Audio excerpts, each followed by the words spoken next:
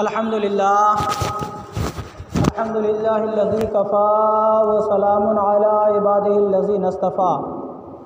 अम्मा बाद फ़अऊज़ु बिल्लाहि मिनश्शैतानिर रजीम। बिस्मिल्लाहिर्रहमानिर्रहीम। या अय्युहल्लज़ीना आमनू तूबू इलल्लाहि तौबतन नसूहा। सदक़ल्लाहु मौलाना अज़ीम व सदक़ रसूलुहुन नबियुल अमीनुल मतीनुल मुबीनुल करीम व नहनु अला ज़ालिका लमिनश शाहिदीन व शाकिरीन वल्हम्दुलिल्लाहि रब्बिल आलमीन। आइए एक बार आका नामदार मदीने के ताजदार गुंबदे खजरा में आराम फरमाने वाले आका जनाब मुहम्मदुर रसूलुल्लाह सल्लल्लाहु ताला अलैहि वसल्लम की बारगाह बेकस पनाह में बुलंद आवाज़ से पढ़े दुरूद पाक। अल्लाहुम्मा सल्ली अला सय्यदिना शफीआना मौलाना मुहम्मदिन बारिक वसल्लिम सल्लु अलैहि सलातम व सलामन अलैका या रसूलल्लाह सल्लल्लाहु ताला अलैहि वसल्लम। बिरादरान मिल्लत इस्लामिया, जिस मौजू को मैंने गुज़िस्ता जुमा, जिस आयत करीमा को मैंने गुज़िस्ता जुमा अपना मौजू सुखन बनाया था, आज इंशाअल्लाहुल अज़ीज़ इरादा है कि आज आखिरी इस आयत करीमा पे रोशनी डाली जाए, क्योंकि महीना मुकम्मल हो चुका है। आज जमादिल आखिर यानी जमादिल उखरा जमादिल सानी की पहली तारीख़ है, और मेरा ये ज़ाब्ता है, वसूल है कि मैं जिस आयत करीमा को अपना मौजू सुखन बनाता हूँ, हत्तल इम्कान उस पर कोशिश करता हूँ कि मुकम्मल एक महीना तक उस आयत करीमा पे रोशनी डाली जाए, ताकि लोगों को बात समझ में आए। वरना हर हफ्ता मौजू चेंज करने से कुछ फ़ायदा होता नहीं है, ना बोलने वाले को मज़ा आता है, ना सुनने वाले को मज़ा आता है, बात अधूरी रह जाती है। शायर कहता है कि फ़ज़ले रब्बुल औला और क्या चाहिए, फ़ज़ले रब्बुल औला और क्या चाहिए, मिल गए मुस्तफ़ा और क्या चाहिए, मिल गए मुस्तफ़ा और क्या चाहिए। भीख देकर मुझे मेरे सरकार ने, भीख देकर मुझे मेरे सरकार ने मुस्कुरा कर कहा और क्या चाहिए, मुस्कुरा कर कहा और क्या चाहिए। तौबा ये अल्लाह तबारक व ताला की जानिब से बहुत बड़ी नेमत है, ये बहुत बड़ी नेमत है। अल्लाह तबारक व ताला कुरान मजीद फ़ुरक़ान हमीद में इरशाद फरमाता है, या अय्युहल्लज़ीना आमनू तूबू इलल्लाहि तौबतन नसूहा, जिसका तर्जमा मफ़हूम यह है कि ऐ ईमान वालो अल्लाह की बारगाह में तौबा करो, ऐसी तौबा जो अगले को नसीहत हो। मतलब यानी ऐसी तौबा जो फिर उस गुनाह, तौबा से गुनाह करने के बाद आप उस गुनाहों की तरफ ना जाए, यानी सच्ची तौबा, सच्ची तौबा। आप बिश्र हाफ़ी रहमतुल्लाह अलैह का नाम सुने होंगे कि आप तौबा करने से पहले कितने बड़े शराबी थे, बहुत मशहूर वाक़या है। हज़रत बिश्र हाफ़ी रहमतुल्लाह अलैह जब तौबा नहीं किए थे तो तौबा करने से पहले बहुत बड़े शराबी थे आप, रातों दिन शराब के भट्टी में पड़े रहते थे, शराब खाने ही में आपका दिन और रात गुजरता था। एक मर्तबा आप नशे की आलम में, नशे में धुत होकर रास्ते से चले जा रहे थे, तो क्या देखा कि रास्ते में एक कागज़ का टुकड़ा पड़ा हुआ है जिस पर बिस्मिल्लाहिर्रहमानिर्रहीम तहरीर है, जिस पर बिस्मिल्लाहिर्रहमानिर्रहीम लिखा हुआ था। जैसे हज़रत बिश्र हाफ़ी रहमतुल्लाह अलैह की नज़र उस कागज़ के टुकड़े पे पड़ती है, फ़ौरन आप उस कागज़ को अपने हाथ में लेते हैं, बोसा देते हैं, अतर ख़रीद कर मुअत्तर करते हैं और उसे बुलंद मकाम पे रखते हैं, उसे ऊंची जगह पे रखते हैं। उसके बाद एक नेक इंसान, नेक साले इंसान को उसी रात बशारत होती है। वो ख्वाब में क्या देखता है कि उसे कोई कह रहा है कि बिश्र हाफ़ी ने मेरे नाम को बुलंद किया है, बिश्र हाफ़ी ने मेरे नाम को अतर ख़रीद कर मुअत्तर किया है और उसे बुलंद ऊंची जगह पे रखा है। मैं भी चाहता हूं कि दुनिया व आखिरत में उसका नाम को ऊंचा करूं, उसके नाम को बुलंद करूं। जब यह ख्वाब वो नेक साले इंसान देखे, जब उस ख्वाब को सुना उसने, तो उसको शक हुआ कि शायद मैंने ये ख्वाब गलत देखा। वो तो बहुत बड़ा फासिक व फाजिर शख्स है, बहुत बड़ा शराबी है, रातों दिन शराब की भट्टी में पड़ा रहता है, उसको ये मकाम कैसे मिल सकता है। वो अल्लाह के नेक बंदे उठते हैं, उठने के बाद वज़ू करते हैं, फिर नफल पढ़ते हैं, नफल पढ़ने के बाद फिर बिस्तर पे सो जाते हैं, बिस्तर में सोते हैं, फिर वही ख्वाब वो सुनते हैं, फिर किसी ने कोई वही सेम चीज़ जो पहले उनको बशारत हुई, फिर वही चीज़, फिर उससे दोबारा उठा, फिर वज़ू किया, फिर नफल पढ़े, फिर सो गए, फिर वही चीज़, उसको यकीन हो गया कि नहीं उसने कोई नेक काम किया होगा और अल्लाह की जानिब से मुझे ये बशारत और हुक्म हो रहा है कि उसको जाकर के मैं अल्लाह का पैगाम पहुँचा दूँ। हज़रत बिश्र हाफ़ी बहुत बड़े शराबी हैं। जब सुबह होती है, सुबह होने के बाद वो अल्लाह के बरगुज़ीदा बंदा हज़रत बिश्र हाफ़ी की तलाश में चल पड़ते हैं कि हज़रत बिश्र हाफ़ी है कहाँ, कौन है। उनकी तलाश में चले चले काफ़ी दूर मेहनत और मशक्क़त करने के बाद हज़रत बिश्र हाफ़ी का पता चला कि फ़लाँ जगह है, फ़लाँ जगह है। आप पहुँचे तो क्या देखने कि वो शराब के भट्टी में नशा पीकर मस्त है। आप जानते हैं कि जब शराबी शराब पीता है तो क्या आलम होता है उनका, एकदम नशे में मस्त है। आवाज़ दिए, वो अल्लाह के वली, अल्लाह के जो नेक बंदे थे, बाहर से आवाज़ देता है बिश्र हाफ़ी, अंदर से आवाज़ आती है कि बिश्र हाफ़ी शराब पी के सोया हुआ है, नशे में। वो अल्लाह के बरगुज़ीदा बंदा जो थे वो कहते हैं कि बिश्र हाफ़ी को जाके कहो ये मेरा पैगाम पहुँचाओ कि अल्लाह रब्बुल इज़्ज़त का मैं पैगाम लेकर के आया हूँ। बिश्र हाफ़ी के कान में किसी तरह से मेरी बात पहुँचा दो। हज़रत बिश्र हाफ़ी रहमतुल्लाह अलैह कि कानों में ये बात डालते हैं कि तेरे लिए किसी ने पैगाम लेकर के आया है, बाहर चलो, बाहर बुला रहे हैं। बिश्र हाफ़ी नशे ही के आलम में अर्ज़ करते, पूछो किनका पैगाम लाया है, किसका पैगाम लाया है। पैगाम तो लाया है लेकिन किनका, किसने भेजा पैगाम। बाहर से आवाज़, अंदर से आवाज़ आती है। वो अल्लाह के जो नेक बंदे जिन्होंने पैगाम लेकर के गया था वो कहने लगा कि मैं अल्लाह का पैगाम लेकर आया हूँ। कहिए सुभान अल्लाह, अल्लाह का पैगाम लेकर आया हूँ। जैसे ही बिश्र हाफ़ी सुनते हैं फ़ौरन उठते हैं, दौड़ते हुए जाते हैं और अपनी सारी गुनाहों से तौबा कर देते हैं। जितनी भी गुनाह की थी उससे पहले, जो ही अल्लाह का पैगाम सुनते हैं, सुनने के बाद सारी गुनाहों से वो तौबा कर जाते हैं। फिर अल्लाह तबारक व तआला ने उसको इतना ऊंचा मकाम उनका किया कि दुनिया व आखिरत भी उनकी संवर गई। आज लोग बिश्र हाफ़ी रहमतुल्लाह अलैह के नाम से उनको जानते हैं। जैसे ही अल्लाह रब्बुल इज़्ज़त का पैगाम सुना कि अल्लाह रब्बुल इज़्ज़त का पैगाम आया है, बिश्र हाफ़ी ने क्या किया। हाफ़ी उसको इसलिए कहते हैं कि जब अल्लाह का पैगाम आया था वो नशे की आलम में मस्त था तो अब खाली पैर ही चला था। वहाँ से जो शराब के भट्टी में बैठा था तो जूता और चप्पल भी नहीं पहना था, खाली पैर ही दौड़ा। फिर उसने उनका हाल फिर ये हुआ कि अपनी पूरी ज़िंदगी में उसने कभी चप्पल पहना ही नहीं, चप्पल और जूता पहना ही नहीं। जब वो रास्ते से गुजरते, जब जिस शहर में वो रहते थे, जिस रास्ते से गुजरते थे, कोई जानवर उस रास्ते में पाखाना और पेशाब नहीं करता था। एक दिन का वाकया है कि एक जानवर रास्ते में पाखाना फिर दिया। जब पाखाना किया उस जानवर ने तो उसका मालिक देखा, तो मालिक देखने के बाद ताज्जुब करने लगा कि क्या बात है, इतने दिनों से तो जानवर रास्ते में पाखाना नहीं करता था, आज क्या बात है कि पाखाना कर दिया। लगता है अल्लाह के वली बिश्र हाफ़ी आज दुनिया में न रहे। थोड़ी देर के बाद ऐलान होता है कि बिश्र हाफ़ी दुनिया से चल बसे।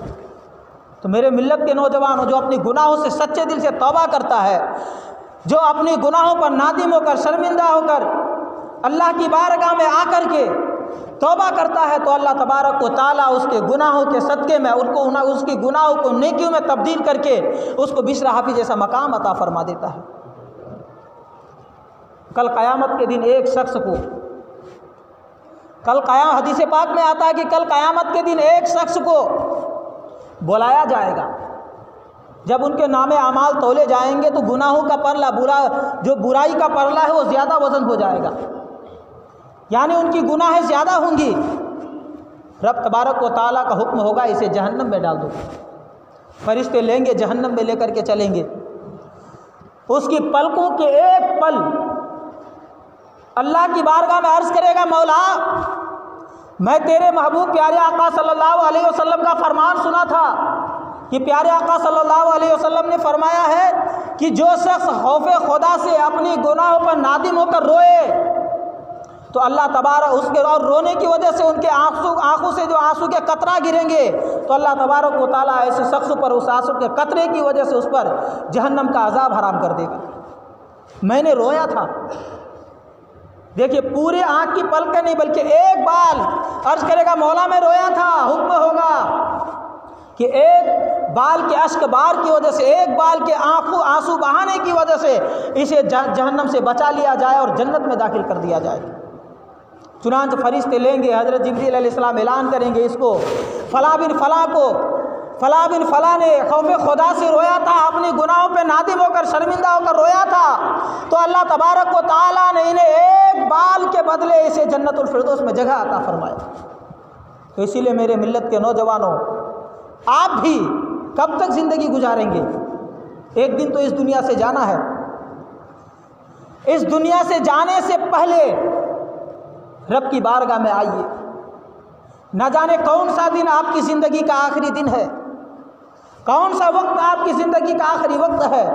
पता चला अभी आप जुमा की नमाज़ पढ़े, असर नहीं पढ़ पाए, असर पढ़े, मगरिब नहीं पढ़ पाए, तो आप अपने गुनाहों को साथ लेकर के चले जाएंगे। रब की बारगाह में कैसे हाजिर होंगे? अपनी गुनाहों से तौबा कीजिए, क्योंकि प्यारे आका साहब, क्योंकि अल्लाह रब्बुल इज़्ज़त फरमाता है, अगर मेरा बंदा गुनाह ना करे और मुझसे माफ़ी ना मांगे तो मैं इस कौम को हलाक कर दूँ और दूसरी कौम पैदा करूँ जो गुनाह करे और माफ़ी मांगे, तौबा व इस्तिग़फ़ार करे। मुसलमानों, सोचिए कि अल्लाह रब्बुल इज़्ज़त को तौबा आपकी कितनी पसंद है। ये अल्लाह की तरफ से बहुत बड़ी नेमत है। आज हम दुनिया की मस्त में खोए हुए हैं, दुनिया को हासिल करने में लगे हैं। एक मुरीद अपने पीर साहब के पास आए, बड़ी नुक्ते की बात मैं बताने जा रहा हूँ, बड़ी गौर से सुनिएगा और दिल के हाशिए में इसको नोट कर लीजिएगा। एक मुरीद अपने पीर साहब के पास आए और आकर कहने लगे, सरकार अपने मुरीद पर कुछ वसीयत फरमाइए। पीर साहब ने कहा, मुस्कुराए और कहा कि मेरी दो बातें मान ले, मेरे मुरीद मेरी दो बातें मान ले। मुरीद ने कहा, हुजूर फरमाइए, क्या दो बातें हैं? कहने लगा, पहली बात यह है कि थोड़ी सी मज़े की खातिर गुनाह मत करना। अल्लाह अकबर! क्या फरमाए कि थोड़ी सी मज़े की खातिर गुनाह मत करना। क्यों? मज़ा तो चला जाएगा लेकिन गुनाह रह जाएगा, है कि नहीं?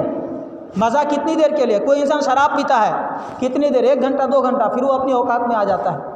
ज़िना करता है, कितनी देर मज़ा, फिर उसके बाद वो अपनी हालत में आ जाता है। तो पीर ने कहा कि थोड़ी सी मज़े की खातिर गुनाह मत करना। कितनी देर का गुनाह? 10 मिनट, 15 मिनट, 20 मिनट, आधे घंटे के गुनाह के, आधे घंटे के मज़े की खातिर तुमने जो गुनाह किया है, जब तक तुम जिंदा रहोगे ये गुनाह तुम्हारे साथ रहेगा। सकरात के वक्त भी ये गुनाह तुम्हारे साथ रहेगा। जब तुम्हारी रूह कब्ज़ करेंगी उस वक्त भी ये गुनाह तुम्हारे साथ रहेगा। जब तुम्हें लोग गुस्ल देंगे उस वक्त भी ये गुनाह तुम्हारे साथ रहेगा। और जब लोग तुझे कफन पहनाएंगे उस वक्त भी ये गुनाह तुम्हारे साथ रहेगा। और जब लोग तुझे कांधे पर लेकर के कब्रिस्तान लेकर के जाएंगे, जब लोग तेरी जनाजा पढ़ेंगे उस वक्त भी गुनाह तुम्हारे साथ रहेगी। और जब लोग तुझे कब्र में उतारेंगे उस वक्त भी ये गुनाह तेरे साथ रहेगी। मैदान माशर में भी जब नामे आमाल तौले जाएंगे और बुराई का परला, नेकियों का परला कम होगा, बदी का परला भारी होगा, तो ये बुराई तुम्हें जहन्नम में लेकर चली जाएगी। जब तुम्हारे नामे अमाल तोले जाएंगे और बदी का परला, बुराई का परला जब वज़न ज़्यादा हो जाएगा, तुम्हें ये बुराई जहन्नम में लेकर के चले जाएंगी। लिहाजा मेरे बच्चे, ज़रा सी मज़े के खातिर गुनाह मत करना। अब मुरीद ने कहा, हुजूर दूसरी बात भी फरमा दीजिए। दूसरी क्या है? तो मुरीद ने फरमाया, दूसरी बात भी फरमा दे। तो पीर ने कहा कि बेटा, ज़रा सी तकलीफ़ के खातिर नेकी को मत छोड़ना। देखिए कितनी पॉइंट और बारीक की बात है, कितनी नुक्ते की बात है। ज़रा सी तकलीफ़ के खातिर नेकी को मत छोड़ना। तकलीफ़ तो चली जाएगी लेकिन नेकियां रह जाएंगी। तकलीफ़ ख़त्म हो जाएगी, नेकियां रह जाएंगी। मिसाल के तौर पे मैं आपको समझाऊं, फजर का वक्त है, आप अपने बिस्तर पे सोए हैं, सर्दी का मौसम है, गरम गरम बिस्तर के आप मज़े ले रहे हैं। मौज़िन आपको पुकारता है मस्जिद से, अस्सलातु खैरुम मिनन नौम, नमाज बेहतर है नींद से। हय्या अलस सलाह, हय्या अलल फलाह, आओ कामयाबी की तरफ, आओ फलाह की तरफ। आप अपने बिस्तर पे सोए हुए हैं, आपके कानों तक आवाज़ पहुँचे, आप फ़ौरन थोड़ी सी तकलीफ़ उठा ले, बिस्तर को छोड़ दे। ज़रा सी तकलीफ़ उठा ले, वज़ू कर ले। ज़रा सी तकलीफ़ उठा ले, दौड़ता हुआ भागता हुआ मस्जिद की तरफ आ जा। और मालूम है जो नमाज आप जमात के साथ पढ़ेंगे तकलीफ़ तो ख़त्म हो जाएंगी 2 मिनट 10 मिनट 20 मिनट में। जब आप बिस्तर से उठेंगे उसी वक्त आपकी तकलीफ़ है, जब आप वज़ू करेंगे उसी वक्त तकलीफ़ है, जब आप भागते हुए मस्जिद की तरफ आएंगे उसी वक्त तकलीफ़ है। लेकिन तकलीफ़ तो ख़त्म हो जाएंगी, लेकिन जो जमात के साथ नमाज तुमने पढ़ी है ये जब तक तुम जिंदा रहोगे तुम्हारे साथ रहेंगी। जब तक आप जिंदा रहेंगे आपके साथ रहेंगे, सकरात के भी वक्त आपके साथ रहेंगे, मौत के वक्त भी आपके साथ रहेंगे, जब आपकी रूह निकाली जाएंगी उस वक्त भी ये नेकी आपके साथ रहेंगी, जब आपको गुस्ल दिया जाएगा उस वक्त भी ये नेकी आपके साथ रहेंगी, जब आपकी जनाजे की नमाज़ पढ़ेंगे उस वक्त भी ये नेकी आपके साथ रहेंगी, जब आपको कब्र में दफन किया जाएगा उस वक्त भी ये नेकी आपके साथ रहेंगी, और हश्र में भी ये नेकी आपके साथ रहेंगी। जब नामे आमाल आपके तौले जाएंगे, तराजू होगा, पल्ला होगा, जब नामे आमाल तौले जाएंगे और नेकियों का पल्ला आपका भारी होगा तो ये नेकियां आपको जन्नत में दाखिल कर देंगी। जब नेकियों का पल्ला भारी होगा तो आपको जन्नत में दाखिल कर देंगी। लिहाजा मेरे मिल्लत के नौजवानों, ज़रा सी तकलीफ़ की खातिर आप नेकी को न छोड़ें और ज़रा सी मज़े की खातिर आप गुनाह को न करें।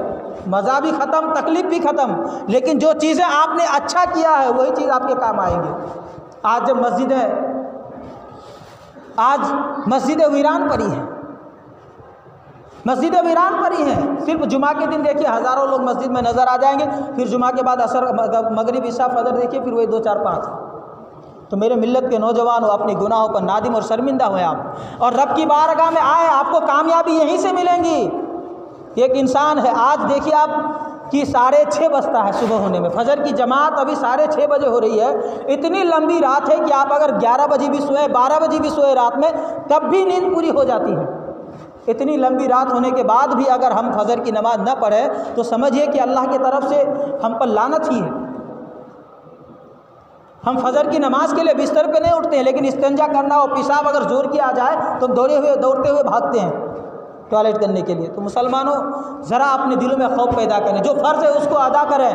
कल रब की बारगाह में क्या जवाब देंगे आप? किस मुंह से रब से मिलेंगे आप? तो इसीलिए आखिरत को संवारने की कोशिश करें।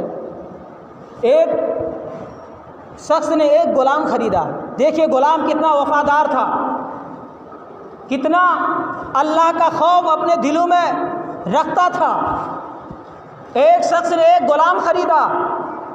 जब गुलाम को ख़रीदा तो गुलाम ने अपने मालिक से 3 शर्तें लगाई कि हुजूर मेरी 3 शर्तें हैं। मालिक ने कहा कि बता तुम्हारी 3 शर्तें क्या है?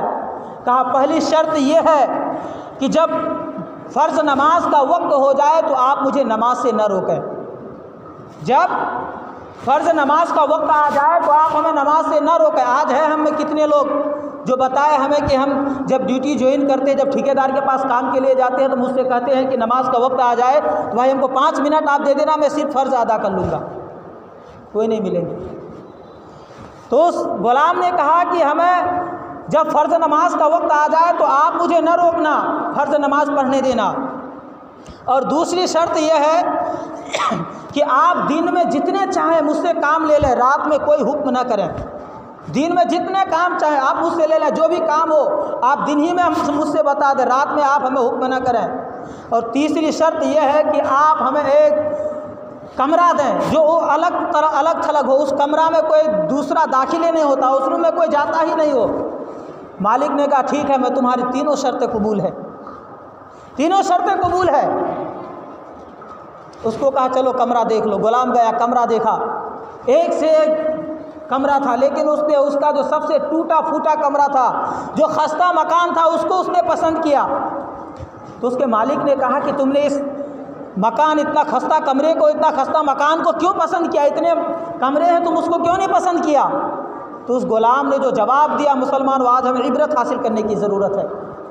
उस गुलाम ने कहा क्या मैं रब की इबादत करके इस कमरे को रोशन नहीं कर सकता? अल्लाह का जिक्र करके इस कमरे को रोशन नहीं कर सकता? ये खस्ता मकान है तो क्या हो गया? जब मैं अल्लाह का जिक्र करूँगा, अल्लाह के खौफ से आंसू बहाऊँगा, अपनी गुनाहों से तौबा करूँगा, तो यकीन अल्लाह तबारक व तआला इस कमरे को रोशन कर देगा। एक दिन उसका मालिक, जो उसका आका था, टहलते टहलते उसके दरवाजे तक पहुँच गया। जब दरवाजे तक पहुंचा तो क्या देख रहा है कि वो शख्स, उनका गुलाम सजदे में है और पूरा घर रोशन है और आसमान से, उसके सर पर आसमान से ज़मीन तक एक चिराग रोशन है, एक चिराग आसमान से ज़मीन तक उनके सर पर रोशन है। और वो रब की बारगाह में आजिज़ी व इनकिसारी के साथ दुआ करता है, मौला पाक परवरदिगार आलम, अगर तू मुझ पर मेरे आका की खिदमत लाजिम नहीं करता तो मैं दिन और रात तेरी इबादत में मसरूफ़ रहता। मौला, अगर मुझ पर दिन में मेरे आका की खिदमत तू लाजिम नहीं करता तो दिन और रात मैं तेरी इबादत में मसरूफ़ रहता, रातों दिन तेरी इबादत करता। उसका मालिक पूरी रात इस मंज़र को देखता रहा, वह आजिज़ी इंकिसारी के साथ दुआ करता रहा। जब सुबह का वक्त हुआ तो रोशनी जो चिराग जो रोशन था वापस चला गया, छत पे जाके उनके लग गया, आसमान में वापस चला गया। उस शख्स ने अपनी बीवी से जाकर बताया कि गुलाम का ये हाल है। उसकी बीवी कही चलो दूसरे दिन मैं भी साथ चलती। दूसरे दिन उसकी बीवी भी साथ आई। जब साथ आए तो क्या देख रहा है कि वही मंजर पहले रात की तरह, जो पहले रात जो मंजर था वही मंजर आज भी है, वही मामला आज भी है। वो दुआ कर रहा है, मौला अगर तू मुझ पर मेरे आका की खिदमत दिन में लाजिम नहीं करता तो रात दिन में तेरी इबादत में मसरूफ़ रहता। जब वो शौहर और बीवी यानी उसका मालिक और मालकिन जब इस मंजर को देखा तो देखने के बाद दोनों आंखों से आंसू बहाने लगे। सुबह का वक्त हुआ, अपने गुलाम को बुलाया, कहे गुलाम मैं तुम्हें आज़ाद करता हूँ, जिस चीज़ से तू रब की बारगाह में आजिज़ी और इंकिसारी के साथ दुआ करता था कि मौला मुझे इस चीज़ से छुटकारा दे दे, मुझे ये काम मुझसे दूर हो जाए, तो मैं तुम्हें हमेशा के लिए आज़ाद करता हूँ, जा तू हमेशा के लिए आज़ाद है। जब उसने ये बात कहा तो गुलाम ने आसमान की तरफ सर उठाया।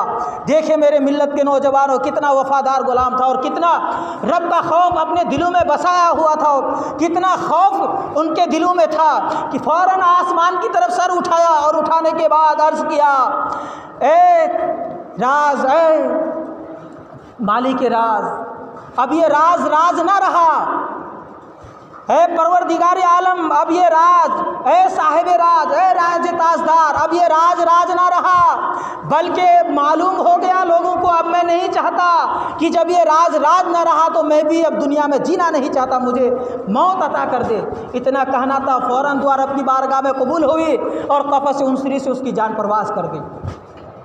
तो मेरे मिल्लत के नौजवानों, जब हम अपने गुनाहों पर नादिम होंगे, जब हम अपने नामे आमाल को देखेंगे कि 24 घंटा में हम कितने देर अल्लाह की बारगाह में झुके, कितने देर अल्लाह की इबादत किए, तो यकीनन हमारे दिल तड़पेंगे कि रब की बारगाह में हम कैसे हाजिर होंगे। ये दुनिया की जितनी भी चीज़ें हैं साथ कोई भी जाने वाली नहीं है। अगर साथ जाने वाली है तो ईमान की दौलत है, अगर साथ जाने वाली है तो आमाल सालिहा है, अगर कोई चीज़ जाने वाली है तो वो गुनाहों से सच्ची तौबा करके उस पर कायम रहना, यही चीज़ें हैं जो हमारे और आपके साथ जाने वाली है। तो मुसलमानों, जो चीज़ जाने वाली है उससे दिल लगाइए, जो चीज़ जाने वाले नहीं है उसको दिलों से निकाल के फेंक दीजिए। अल्लाह रब्बुल इज़्ज़त की बारगाह में दुआ दूँ कि अल्लाह तबारक व तआला हमें और आपको सबको इस पर अमल करने की तौफीक और रफ़ीक अता फ़रमाए और हम सबों को अपनी गुनाहों से सच्ची तौबा करके उस पर कायम रहने की तौफीक और रफ़ीक अता फ़रमाए और अल्लाह तबारक व तआला प्यारे आका सल्लल्लाहु अलैहि वसल्लम के सदक़े तुफ़ैल हम सबों को भी खौफ़ खुदा से रोने वाली आँखें अता फ़रमाए। अस्तग़फ़िरुल्लाह रब्बी मिन कुल्लि ज़ंबि व अतूबु अलैहि व मा अलैना इल्लल बलाग। एक मरतबा बुलंद आवाज़ से पढ़ें ला इलाहा इल्लल्लाह मुहम्मदुर रसूलुल्लाह सल्लल्लाहु तआला अलैहि वसल्लम। जो लोग सुन्नत अदा नहीं किए वो लोग सुन्नत अदा कर लें।